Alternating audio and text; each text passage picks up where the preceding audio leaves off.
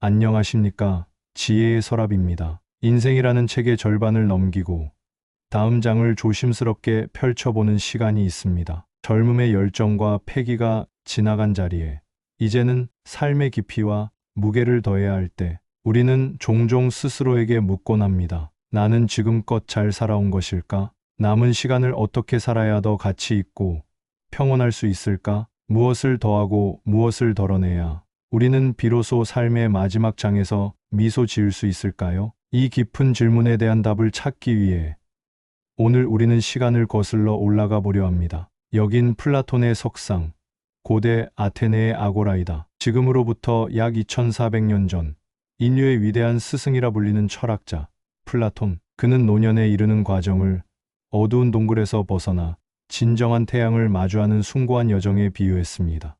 육체의 시간은 흘러가지만 정신의 시간은 더욱 깊어질 기회라고 보았던 것이지요. 오늘 지혜의 서랍에서는 바로 이 플라톤의 통찰을 빌려 나이 들수록 우리가 반드시 경계하고 조심해야 할 것들은 무엇인지 그의 목소리에 귀 기울여 보려 합니다. 이는 단순히 하지 말아야 할 것의 목록이 아닙니다. 오히려 더 자유롭고 더 지혜롭고 더 평온한 삶을 위한 내면의 등대를 밝히는 일이 될 것입니다. 지금부터 1시간 동안 플라톤이 안내하는 지혜의 길을 함께 걸어보시겠습니다. 첫 번째, 조심할 것, 다스리지 못하는 욕망. 장면이 화려하지만 공허해 보이는 시장, 빠르게 변하는 현대 도시의 모습으로 바뀐다. 플라톤은 이렇게 말했습니다. 자기 자신에게 이기는 것이야말로 가장 위대한 승리다. 젊은 시절 우리의 삶을 이끌었던 것은 꿈과 성취를 향한 뜨거운 열정이었습니다. 하지만 세월이 흘러 그 열정이 잦아든 자리에 만약 우리가 다른 무언가를 채워넣지 못한다면 어떤 일이 벌어질까요? 플라톤이 첫 번째로 경고한 것, 그것은 바로 채워지지 않는 욕망의 노예가 되는 것입니다. 달리는 두 마리의 말과 마부의 영혼의 마차로 전환된다. 플라톤은 우리의 영혼을 마차에 비유했습니다. 이 마차는 두 마리의 말이 끄는데 한 마리는 선을 지향하는 고귀한 백마이고 다른 한 마리는 제멋대로 날뛰는 흑마입니다. 그리고 이 두 마리의 말을 다스려 마차를 올바른 길로 이끄는 존재가 바로 마부입니다. 젊을 때는 이성의 힘으로 혹은 더 높은 이상을 향한 기계의 힘으로 욕망이라는 흑마를 어느 정도 제어할 수 있었습니다. 하지만 나이가 들어 이성의 고삐가 느슨해지고 기계의 힘이 약해졌을 때 훈련한 욕망의 흑마는 우리를 어디로 끌고 갈지 모릅니다. 이 다스리지 못한 욕망은 노년의 삶에서 세 가지 모습으로 나타나 우리를 괴롭힙니다. 첫째는 물질에 대한 끝없는 탐욕입니다. 플라톤은 탐욕스러운 영혼을 밑 빠진 독에 비유했습니다. 아무리 좋은 것을 쏟아부어도 결코 채워지지 않는 독처럼 필요 이상의 재물을 갈망하는 마음은 우리에게 만족이 아닌 불안과 공허만을 안겨줍니다. 평생 모은 재산에 얽매여 전전긍긍하고 더 갖지 못해 안달하는 삶 속에 어찌 평온이 깃들 수 있겠습니까? 둘째는 순간의 쾌락에 대한 집착입니다. 지나간 젊은 날의 감각적인 즐거움, 육체적인 만족을 그리워하며 현재를 한탄하는 태도입니다. 이는 사라진 것을 좇는 허무한 그림자 놀이와 같습니다. 플라톤은 육체적 쾌락이 아닌 지적인 탐구와 앓매서 오는 기쁨이야말로 오래가고 변치 않는 진정한 즐거움이라고 말했습니다. 그리고 셋째는 명예와 인정에 대한 갈구입니다. 나이가 들어서도 여전히 타인의 시선에 얽매여 나의 가치를 다른 사람의 평가에서 찾으려는 마음입니다. 이 나이에 무시당하면 어쩌나 하는 두려움, 아직 내가 건재하다는 것을 보여줘야 해라는 조바심은 영혼을 갉아먹는 독입니다. 고요한 호수, 스스로 찻잔을 채우는 평화로운 모습이 보인다. 결국 플라톤이 경고한 것은 소유하려는 욕망이 존재의 기쁨을 압도하는 순간입니다. 우리는 재물이나 명예를 소유함으로써 행복해지는 것이 아니라 지혜롭고 덕이 있는 존재가 됨으로써 행복에 이릅니다. 지금 이 순간 잠시 눈을 감고 스스로에게 물어보십시오. 나의 영혼을 끄는 마차의 고삐는 지금 어디를 향하고 있습니까? 내 안의 마부는 지쳐있지 않습니까? 욕망이라는 거친 흑마에게 삶의 주도권을 내어주고 있지는 않습니까? 두 번째, 조심할 건 낡은 생각의 감옥. 어둡고 깊은 동굴 내부의 모습, 벽에 비친 희미한 그림자들이 보인다. 첫 번째 경고가 우리 내면의 적에 관한 것이었다면 두 번째 경고는 우리가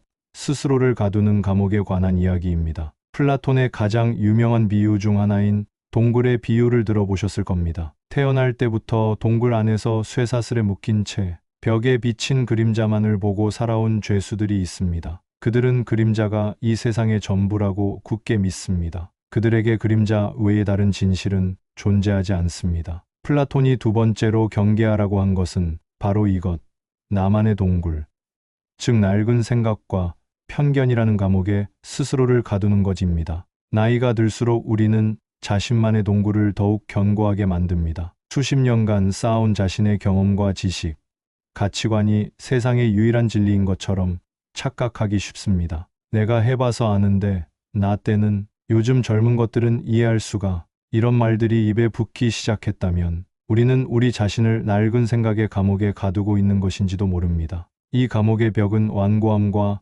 불통이라는 벽돌로 쌓여 있습니다. 새로운 것을 배우려 하지 않는 지적 나태함은 이 감옥의 자물쇠를 더욱 단단히 채웁니다. 동굴 밖으로 힘겹게 걸어 나와 눈부신 태양의 눈을 찡그리는 사람의 실루엣이 보인다. 플라톤은 이 죄수 중 한 명이 쇠사슬을 끊고 동굴 밖으로 나가는 용기를 내야 한다고 말합니다. 처음 마주한 태양빛은 너무나 눈이 부셔 고통스럽지만 그 고통을 이겨내고 나면 비로소 그림자가 아닌 실제하는 세상, 즉 진리를 마주하게 됩니다. 나이가 들어서도 동굴 밖으로 나가는 용기를 내는 것, 그것은 바로 나의 무지를 겸허히 인정하고 죽는 날까지 배우려는 자세를 잃지 않는 것입니다. 나와 다른 세대의 생각에 귀를 기울이고 내가 틀릴 수도 있다는 가능성을 열어두는 유연함입니다. 진정한 지혜는 내가 얼마나 많이 아는지를 자랑하는 데 있는 것이 아니라 내가 아직도 얼마나 모르는지를 깨닫는 데서 시작됩니다. 활짝 열린 창문,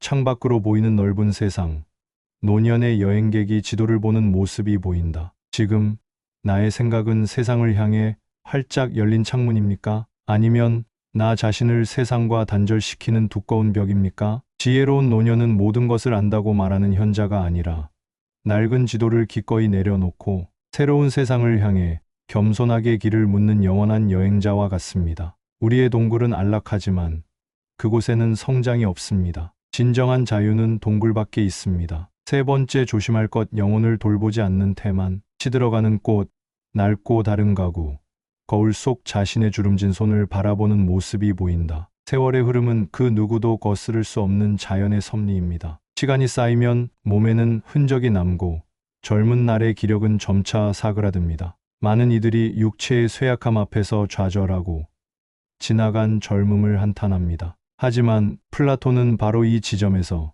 우리가 가장 조심해야 할 마지막 함정이 있다고 말합니다. 그것은 바로 육체의 쇠약함에만 매몰되어 정작 가장 중요한 영혼을 돌보는 일을 게을리하는 것입니다. 플라톤에게 육체는 영혼이 잠시 머무는 집이거나 영혼이 사용하는 도구에 불과했습니다. 집이 낡고 도구가 무뎌진다고 해서 그 집의 주인이자 도구의 사용자인 영혼의 가치까지 쓰러지는 것은 아닙니다. 오히려 그럴수록 우리는 더욱 주인의 품격과 사용자의 지혜를 갈고 닦아야 합니다. 이 영혼을 돌보는 일은 구체적으로 무엇을 의미할까요? 첫째, 내면의 아름다움을 가꾸는 것입니다. 외적인 늙음을 슬퍼하는 대신 내면의 덕과 지혜를 쌓아가는 즐거움에 눈을 돌리는 것입니다. 친절, 관용, 정의로움, 용기와 같은 덕목들은 세월이 흐를수록 더욱 깊은 향기를 내는 꽃과 같습니다. 노년의 진정한 아름다움은 반짝이는 피부가 아닌 지혜와 덕으로 빛나는 영혼의 광채입니다. 둘째,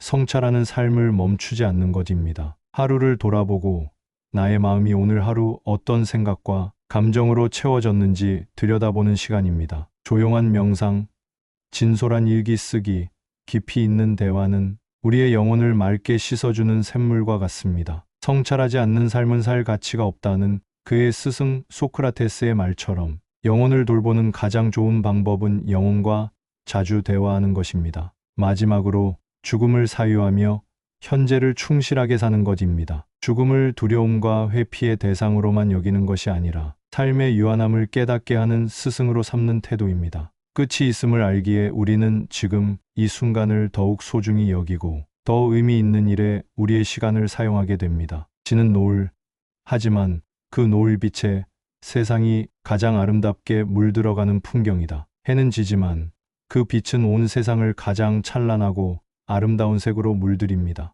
육체의 젊음이라는 태양이 저물어 갈 때 우리는 지혜와 성찰로 영혼의 노을을 가장 아름답게 불태울 수 있습니다. 우리는 오늘 무엇으로 우리의 영혼을 채우고 있습니까? 몸의 건강을 위해 좋은 음식을 챙겨 먹듯 나의 영혼을 위해 좋은 생각과 성찰의 시간을 선물하고 있습니까? 지혜로운 노년을 위한 다짐. 오늘 우리는 2400년의 시간을 거슬러 플라톤이 들려주는 지혜의 목소리에 귀를 기울였습니다. 정리해 보겠습니다. 플라톤은 나이 들수록 우리에게 경고합니다. 첫째, 곱비 풀린 말처럼 우리를 파멸로 이끄는 다스리지 못하는 욕망을 경계하십시오. 둘째, 스스로를 고립시키는 낡은 생각의 감옥에서 용기 내어 걸어 나오십시오. 셋째, 낡아가는 육체에 절망하는 대신 영혼을 돌보는 일을 결코 게을리하지 마십시오. 이 세 가지 경고는 우리를 올가매는 족쇄가 아닙니다. 오히려 우리를 진정한 자유와